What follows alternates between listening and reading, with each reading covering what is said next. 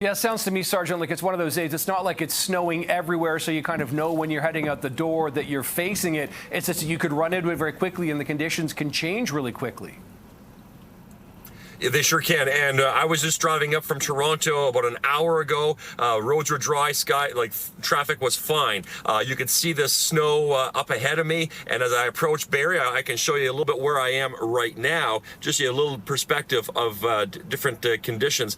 This is where I am right now on Highway 11, just north of Barrie. And it is absolutely crazy. You can barely see the tracks on the highways.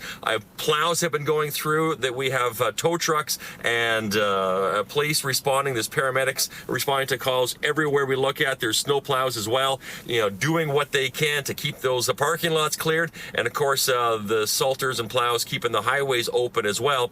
These streamers, they come through and they just deposit that snow in a very localized area. Mm-hmm. And that's just another stark reminder for drivers to pay attention, be aware of changing road conditions, because, the time comes when you need to slam on the brakes and you need to stop to avoid a collision, and you're not going to realize how slippery it is. So really keep your eyes open, keep your hands on the wheel, keep your full headlighting system on, and slow down and give yourself space. It really is critical. We're in the winter months now. Yeah, drivers certainly have some responsibility. I'm curious, though, Sergeant, how you deploy your highway safety division when you consider how sporadic and how kind of, 1 minute it might be snowing here and then, 20 minutes later it's snowing somewhere else. How do you then deploy and try to enforce and keep the roads safe?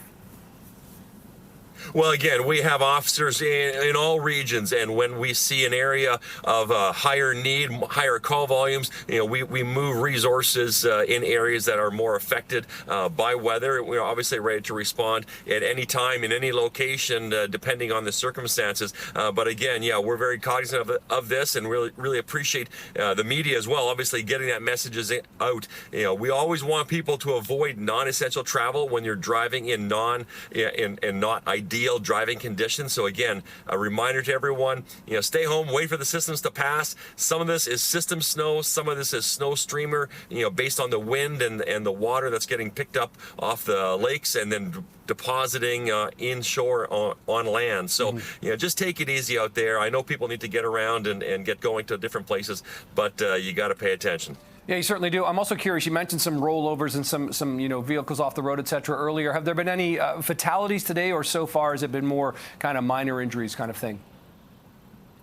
Yeah, so far, I know the driver in that last rollover, he was climbing out on his own. But again, probably driving too fast for conditions or getting caught by surprise. So fortunately, no full closures, no serious injury or fatal collisions that have taken place so far. But again, we need everyone to do their part and share the road safely, responsibly, and let's make sure we all get to our destinations, in the time that is appropriate, safely. Absolutely. Time that's appropriate. Let's leave it there then. Sergeant Kerry Schmidt, always appreciate your time. Thanks so much. Good luck out there today. Appreciate this. Thank